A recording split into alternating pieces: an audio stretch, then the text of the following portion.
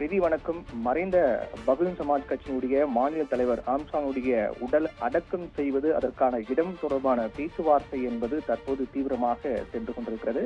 நேற்று முன்தினம் படுகொலை செய்யப்பட்ட ஆம்ஸ்ட்ராங்கின் உடல் இறுதிச் சடங்கானது நடைபெற இருக்கக்கூடிய நிலையில் இன்றைய தினத்தில் அவருடைய உடல் அடக்கம் செய்யக்கூடிய இடம் என்பது பகுஜன் சமாஜ் கட்சியினுடைய அலுவலகம் இருக்கக்கூடிய அதே வளாகத்தில் 7500 சதுரடி நிலம் அரசு ஒதுக்க வேண்டும் என்று ஆம்ஸ்ட்ராங்குடைய மனைவி பொற்கோடி தரப்பில் சென்னை உயர்நீதிமன்றத்தில் மனு தாக்கல் செய்யப்பட்டது.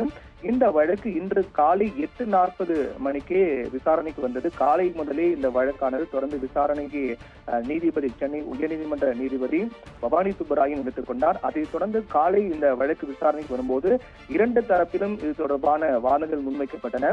அதற்கு முதற்கட்டமாக மறைந்த ஆம்ஸ்ட்ராங்குடைய மனைவி பொற்கொடி தரப்பில் முன்வைக்கப்பட்ட வாதங்கள் பொறுத்தவரையில் ஆம்ஸ்ட்ராங்குடைய உடல் அடக்கம் செய்வதற்காக பகுஜன் சமாஜ் கட்சியினுடைய அலுவலகம் இருக்கக்கூடிய பகுதியில் 7500 சதுரடி நிலம் ஒதுக்க வேண்டும் என்ற கோரிக்கை அந்த மனுவில் தெரிவிக்கப்பட்டது.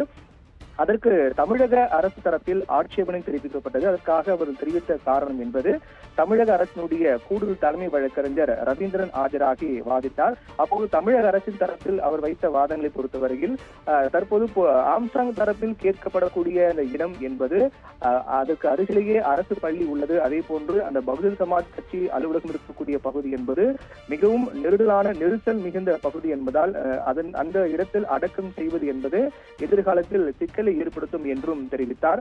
அதற்கு பிறகு இந்த வழக்கு தொடர்பாக மீண்டும் நீதிபதி இந்த வழக்கில் ஆம்ஸ்ட்ராங்கை பொறுத்தவரையில் ஒரு சிறந்த மனிதர் என்றும், அவரை பலமுறை நீதிமன்றத்தில் நானே பார்த்திருக்கின்றேன், அவர் ஒரு சிறந்த மனிதர், அவர் இழப்பு என்பது மிகப்பெரிய இழப்பு என்றாலும் கூட இந்த விவகாரத்தில் சட்ட விதிகளை நாம் மீற முடியாது என்று நீதிபதி கருத்து தெரிவித்திருந்தார். அதற்கு பிறகு நீங்கள் அதாவது அரசு தரப்பிடம் நீதிபதி தெரிவித்த கருத்தின் அடிப்படையில் நீங்கள் மனுதாரரை அணுகி அந்த இடம் தொடர்பாக பேச்சுவார்த்தை மேற்கொள்ளுங்கள், அதற்கு ஏதேனும் தீர்வு ஏற்பட்டால் பிறகு நீதிமன்றத்தில் அதை மனுவாக தாக்கல் செய்யுங்கள் என்று தெரிவித்தார். அதற்கு பிறகு அரசு தரப்பில் தொடர்பான பேச்சுவார்த்தை மேற்கொள்ளப்பட்டு அதற்கு பிறகு அரசு தரப்பில் தற்போது 200 சதுரடி நிலம் தருவதாக அரசு தரப்பில் தெரிவிக்கப்பட்டிருக்கிறது. அதற்கு பிறகு மீண்டும் இந்த வழக்கு விசாரணைக்கு வரும்போது அரசு தரப்பில் அந்த உத்தரவாதத்தை தெரிவித்தார்கள். ஆம்ஸ்ட்ராங்கை உடல் அடக்கம் செய்வதற்காக 200 சதுரடியில் இடம் தருகின்றோம் என்று தெரிவித்தார்கள். அதே போன்று உடல் அடக்கம் செய்யப்பட்ட இடத்தில் அல்லாமல் வேறு இடத்தில் மணிமண்டபம் கட்டுவதற்கும் தமிழக அரசு நடவடிக்கை எடுக்கும் என்றும் தெரிவிக்கப்பட்டது. இதற்கு பொற்கொடி தரப்பில் இன்னும் எந்தவித பதிலும் அளிக்கவில்லை. அப்போது நீதிபதிகள் தெரிவித்த கருத்து என்பது, அரசு தற்போது 200 சதுரடி நிலம் தருகிறார்கள் என்று உத்தரவாதம் அளித்திருக்கிறார்கள். அதே போன்று உடல் அடக்கம் செய்யப்பட்ட இடத்தை தவிர மற்ற இடத்தில் மணிமண்டபம் அமைத்துக் கொள்வதற்கான நடவடிக்கை மேற்கொள்ளப்படும் என்று அரசு தரப்பில் தெரிவித்திருக்கூடிய காரணத்தால் அதை நீங்கள் அந்த 200 சதுரடி என்பது எந்த இடம் என்பது நீங்களே தேர்வு செய்து கொள்ளுங்கள் என்றும், நீங்கள் தேர்வு செய்த பிறகு அதை நீதிமன்றத்தில் மனுவாக தாக்கல் செய்யுங்கள், அதற்கு பிறகு அந்த இடம் தொடர்பாக தமிழக அரசுடைய உத்தரவாதம் என்னவாக இருக்கிறது என்று பார்க்கலாம் என்று நீதிபதி தெரிவித்தார். அதற்கு பிறகு தற்போது அரசு தரப்பில் உறுதியாக சொல்லப்பட்டிருக்கிறது 200 சதுரடி நிலம் தருகின்றோம் என்று தெரிவித்திருக்கிறார்கள்.